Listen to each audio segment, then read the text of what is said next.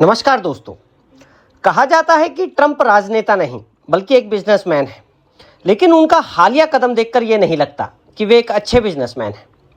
भारत और अमेरिका का द्विपक्षीय व्यापार लगभग 190 बिलियन डॉलर का है, जिसमें अमेरिका का घाटा सिर्फ 45 बिलियन डॉलर का है। यह घाटा वे कई तरीकों से पूरा कर सकते थे।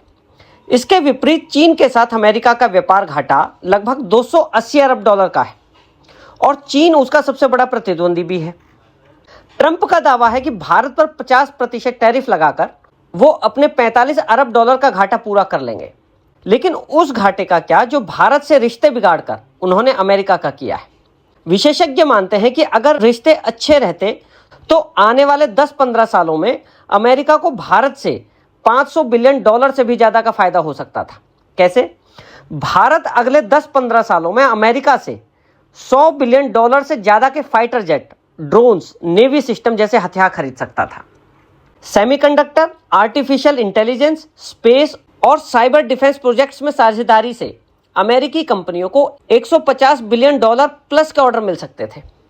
क्लीन एनर्जी, एलएनजी और न्यूक्लियर पावर में 50 बिलियन डॉलर से ज्यादा का निवेश और निर्यात संभव था। फार्मा, आईटी सेक्टर, एग्रीटेक और शिक्षा क्षेत्र में भी 50 बिलियन डॉलर से ज्यादा की संभावनाएं थी।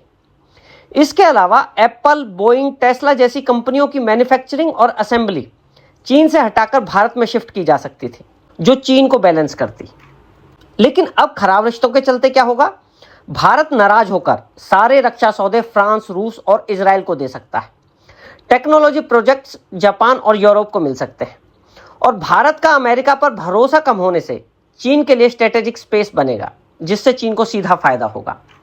यानी ट्रंप ने 45 बिलियन डॉलर का घाटा घटाने के लिए अमेरिका की 500 बिलियन डॉलर की संभावना को खतरे में डाल दिया है और अपने मुख्य प्रतिद्वंदी चीन को मजबूत किया है। सीधी भाषा में कहें तो छोटा फायदा और बड़ा नुकसान।